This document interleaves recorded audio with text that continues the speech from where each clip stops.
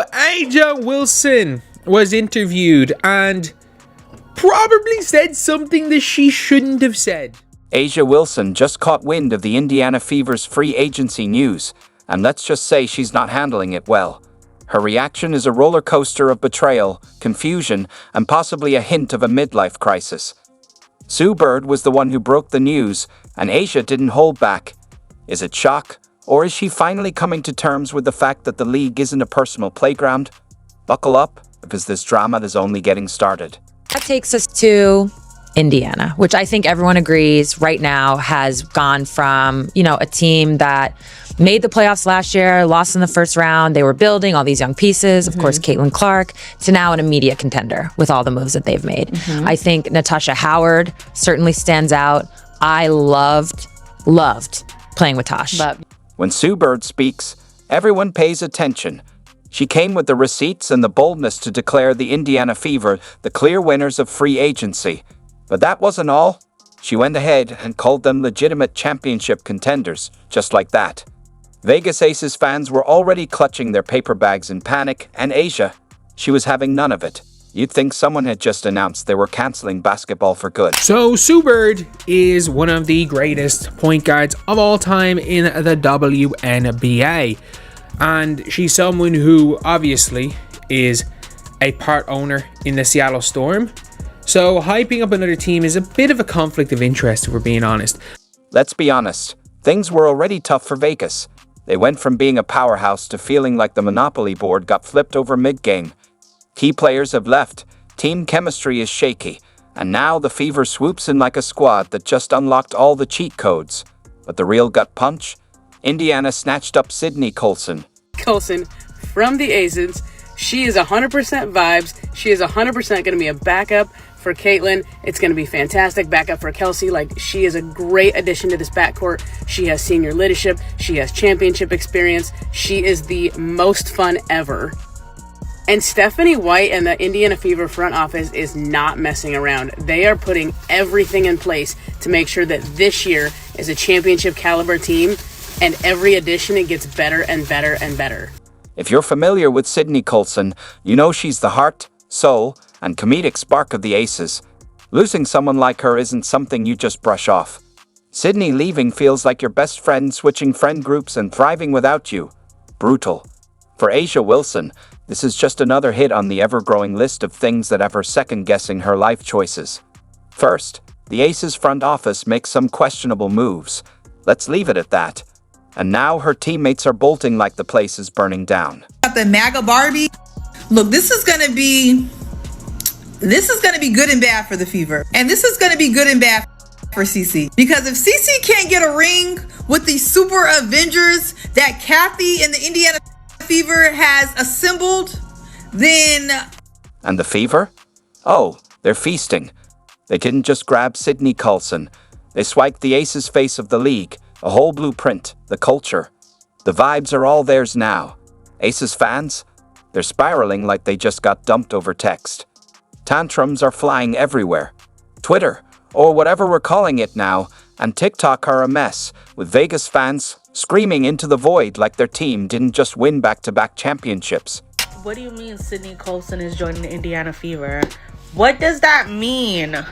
Indiana is just being so fucking greedy right now. They took DB. They took Natasha. Now they got Sydney Colson. Why would they take Sydney from us? It's giving that asterisk, how dare you move on without us asterisk vibe, while Indiana Fever fans are living their best lives. They went from praying for a glimmer of hope to suddenly watching their team come together like an Avengers squad. Caitlin Clark is on the way. The supporting cast is shaping up to be a serious threat, and free agency. They've already won. Now, with Sue Bird's official stamp of approval, Fever fans are strutting around like they just hit the jackpot. Now the expectations have changed. I'm sure the way they're approaching this season have changed. I think the biggest part of DB joining this team is that she's already played for Steph. So I think that's going to help bridge the gap, because as we go along, we're going to talk about Vegas and Seattle, Atlanta. It's really going to be which Stephanie team. White being the head coach of, right. Yeah. Sorry. Yeah. Thank you. Was the head coach of Connecticut, now the head coach of Indiana.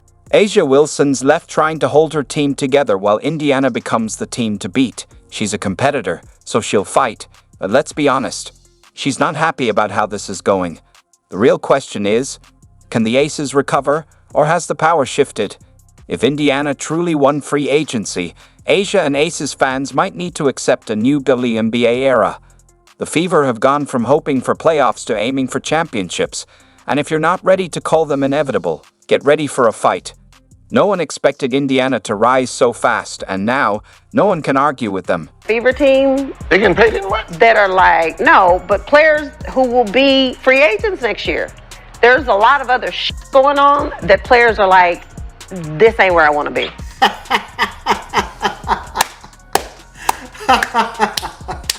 The Fever have leveled up, no doubt about it. They've snagged talent and set themselves up to compete, and all rival fans can do is sit there, glaring at their screens, hoping Sue Bird somehow got it wrong. But here's the thing. Sue doesn't miss. She's not hyping up Indiana for fun. She knows the game, and she sees what's coming.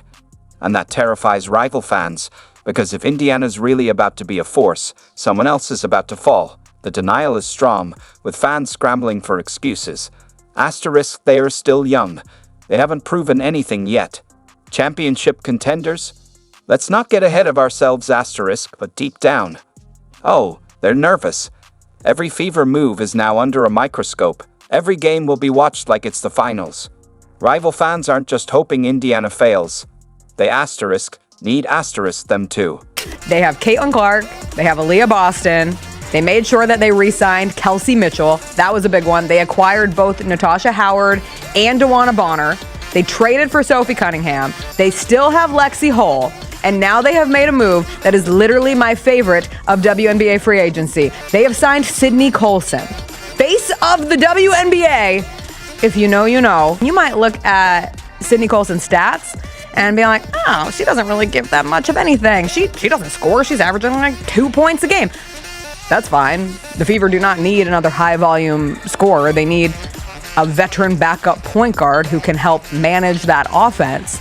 But meanwhile, Fever fans are living their best lives, watching the chaos unfold. They've gone from being the team nobody paid attention to becoming the main character of the WNBA storyline. And honestly, they're loving every second of it. And they should. Because for the first time in a long time, the Indiana Fever isn't just part of the conversation. They are asterisk the conversation. Closer to the Fever. Love DeWanna Bonner.